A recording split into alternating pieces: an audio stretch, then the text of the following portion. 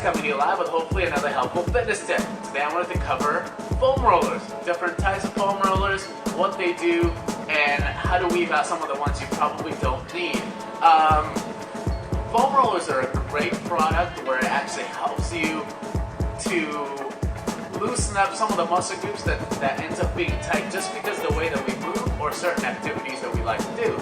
So this is a great self-massaging product that's going to be able to keep your muscle groups nice and less tense, well balanced, and it's actually the first preventative step so that you can stay out of offices like physical therapy or chiropractor. More things that we can control over, like our type of movement, the way that we move, the way that we utilize our body, the body alignment, posture correction, things of that nature that's going to be able to keep you away from doctor's offices.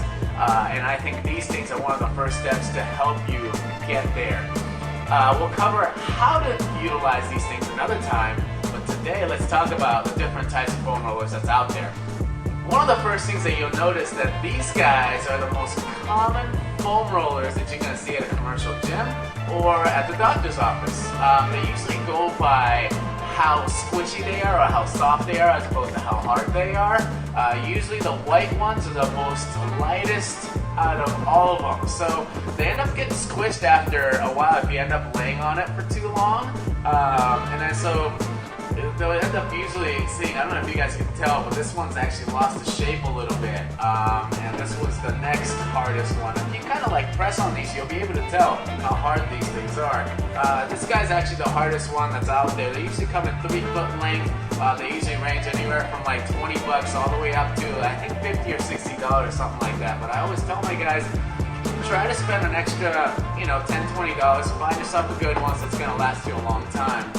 If you have the option of having multiple of these, I would probably utilize some of the softer stuff for surface muscle groups like the quads, some of the more sensitive areas like the lats, for instance, as opposed to harder foam rollers for deeper muscle groups like the hamstrings and the glutes. Hopefully that makes sense. This is a PVC pipe that belongs to one of my good friends that's actually a lot harder than all the other ones. So this is for pretty advanced foam rolling, and you can probably hit certain areas and you probably won't be able to hit certain areas. This is also another one that's actually making quite a big of an impact in the fitness society. I actually don't know where to get it. Now I forget, but I'll get you that info maybe eventually down the line. This is called the grid, and it actually has these little gritty things so that you can actually dig into certain muscle groups, which is something that I usually do with stuff like a tennis ball. And you guys already know I usually live by the foam roller and a tennis ball just because of the fact that I can hit all the trigger points and also knead out some of the muscle groups that seems to be really tight on my body. One of the other things that comes to mind is also these sports sticks over here that kind of rotates in the middle.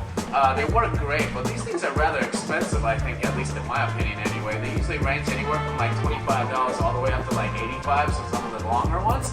They also have the ones with the beads on them, also they call them that, I think like the athletic sticks or something like that.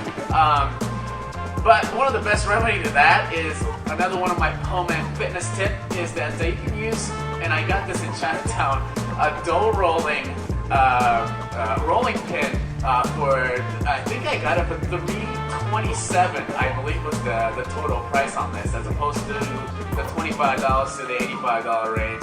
This is a $3 rolling pin. So it is always a good idea to foam roll or roll out the muscle groups, and I think these are some of the greatest products to have at home. Something that's really cheap, that's going to keep you balanced, that's going to help you relax certain muscle groups so you don't overtense certain areas. And again, overactive muscle groups, underactive muscle groups, that imbalance causes issues on the body. So staying away from the imbalance, trying to close the gap, one of the biggest remedies for a broken body.